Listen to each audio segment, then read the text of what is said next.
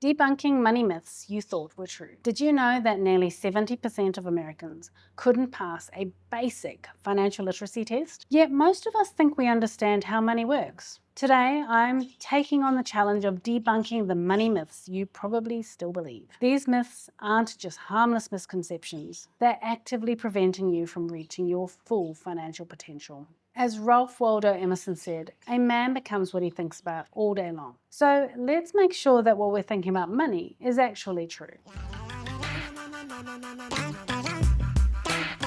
Money myths get passed down from generation to generation, causing us to waste money and miss opportunities. Let's separate fact from fiction so that we can start building wealth the smart way. Myth 1. Money can't buy happiness.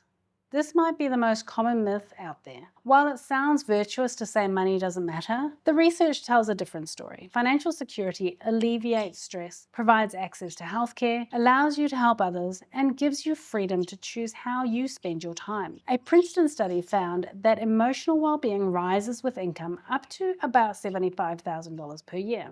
Beyond that, you start to get diminishing returns, but that initial financial security absolutely contributes to happiness. The truth? Money can't buy happiness directly, but it can remove many obstacles to happiness and create opportunities for fulfilling experiences. Myth number 2. You need to be wealthy to start investing. This myth keeps so many people on the sidelines, but here's the truth. You can start investing with as little as $5 on many platforms today. Apps like Robinhood, Acorns, Stake, and Fidelity offer fractional share, meaning you can buy a portion of expensive stocks like Amazon and Google. Even investing $25 a month can grow to over $60,000 over 40 years at an 8% return. As Henry Ford said, if you think you can or you think you can't, you're right. If you believe investing is only for the wealthy, you'll never start, and that becomes a self-fulfilling prophecy. Myth 3. Credit cards are always good or always bad. There's a lot of polarized advice about credit cards. Some say they're essential financial tools, while others view them as dangerous debt traps. The truth is more nuanced. Yes, credit cards can help build up a credit history in some countries, but if not used wisely, you can get yourself into some serious financial trouble. They can also negatively affect your borrowing capacity when applying for a mortgage. Personally, I'm not sold on credit cards. I choose not to have one. But if you want one, you need to be aware of both the pros and the cons. The real key here is to take responsibility for your actions and choices and understand the impact they'll have on your broader financial goals. Myth 4. Renting is throwing away money. This myth has pushed countless people into home ownership before they're financially ready, or in locations that don't make sense. Renting provides flexibility, eliminates maintenance costs, and frees up capital that could be invested elsewhere. In high-cost areas, renting is often financially advantageous when you factor in property taxes, fees, insurance, and maintenance. We rented for several years while reinvesting into our first couple of property deals. This strategy significantly helped us leap forward financially. We simply couldn't afford to buy where we wanted to live, so we rented our home and bought investment properties in locations fit for our budget. The truth is that renting isn't throwing money away. It's paying for a place to live while potentially freeing up capital for other wealth-building opportunities. Myth 5. You should pay off all your debts before saving or investing.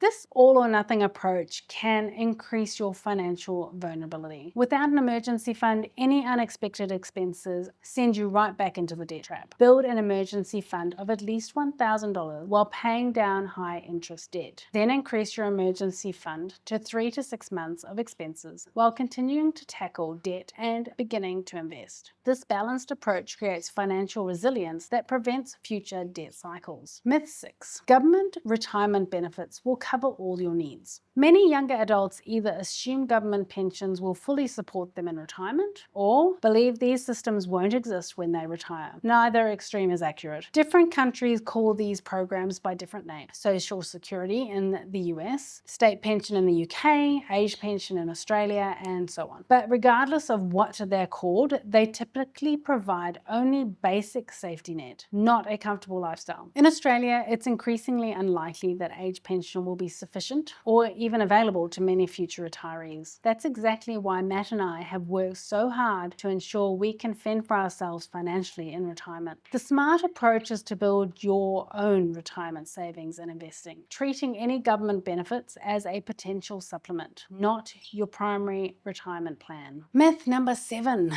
Market timing is essential for investment success. We've all heard stories about someone who perfectly timed buying Bitcoin or selling before the crash.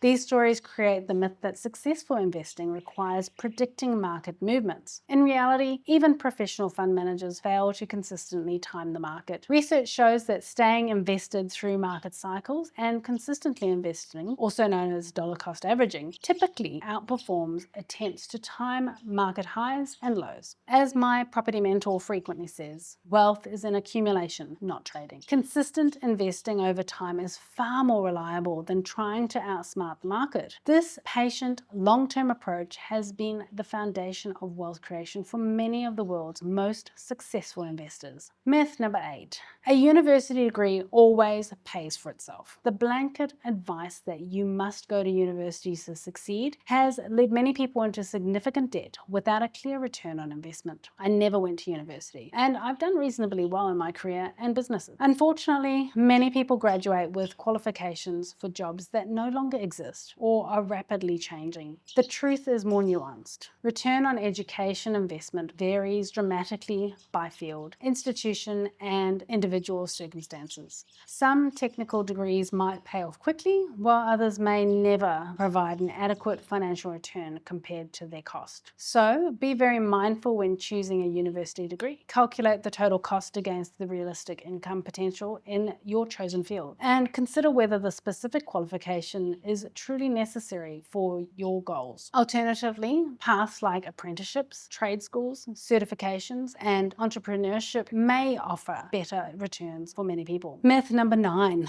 Budgeting means restricting all fun spending. Many people avoid budgeting because they see it as financial handcuffs that eliminate all enjoyment. This couldn't be further from the truth. Effective budgeting actually creates freedom by aligning your spending with your personal priorities and values. It's not about saying no to everything. It's about saying yes to what matters to you. Budgeting approaches can vary dramatically based on what works for you. There's the zero-based or every dollar budget, which assigns every dollar a specific job. The envelope method that you use in cash for different expense categories, which is effective but not always practical. This can also be done using allocated bank accounts, which one of my friends does and finds very effective. My personal preferred method is the 50-30-20 rule, where roughly 50% goes to needs, 30% to want, and 20% to savings and debt repayment. We have a transactional account where all our pay goes into. 20% automatically goes into our investments account. 50% of our income is transferred into our operational account. This is an accounting term where all our committed expenses like mortgage payments, utilities, rates, insurance, mobile and internet plans, etc. The remaining 30% goes towards groceries, petrol, and lifestyle choices like a brunch day with my hubby. The key is finding a method that works for you and your lifestyle and personality. Myth number 10. The more you earn, the wealthier you'll be. We've all heard stories of lottery winners and professional athletes who've earned millions yet ended up bankrupt. High income doesn't automatically translate to wealth.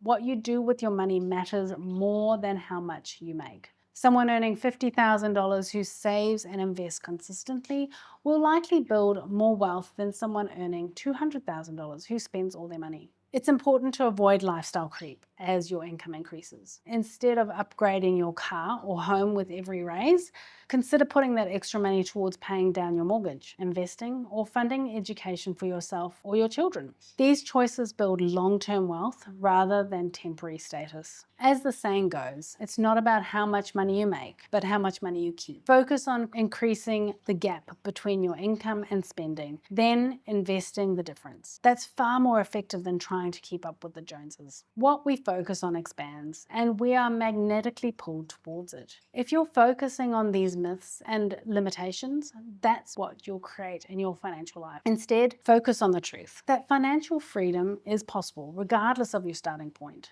That small, consistent actions compound over time, and that you have the power to change your financial situation.